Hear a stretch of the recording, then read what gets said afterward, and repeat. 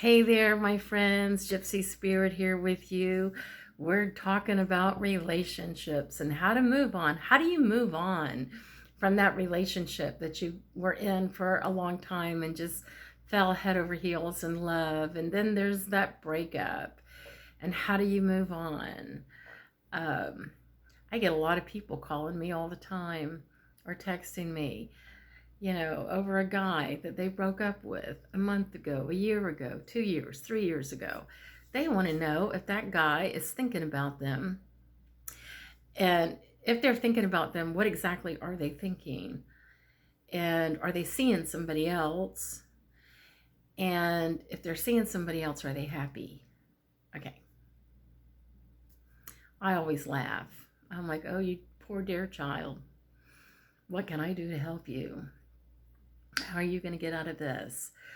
Because if you have broken up with a guy, doesn't matter who broke up with who, but if he broke your heart and y'all break up and some time's gone by and you haven't heard from this person for that length of time, of however long it's gone by, especially when it starts turning into like 6 months, a year, and beyond, that's always the first question that I ask when they tell me, is so and so thinking about me? Does so and so miss me? And I always say, well, how long ago was it that you and so broke up? Oh, 2 years ago. Have you talked to this person within the 2 years? No, but I miss them. So this is my response. If you have broken up with somebody and you're heartbroken and you haven't heard from that person, guess what?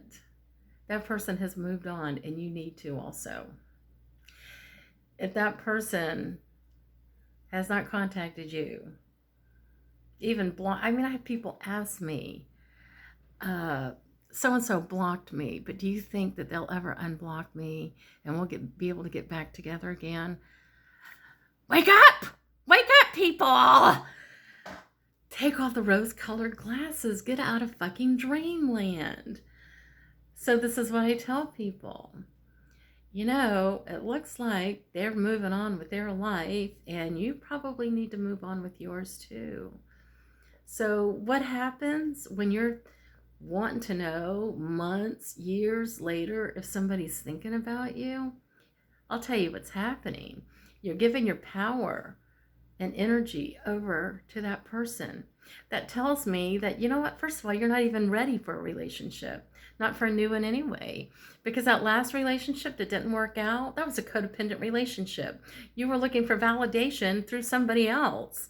Where's the validation within yourself? So when you start to find validation within you, then you're ready for a relationship. Oh yeah. But until then, you got to first fall in love with yourself. That's right. Fall in love with yourself. And it's a lot easier than you think. And then you have to create a boundary. It's called self-respect. Have self-respect for yourself.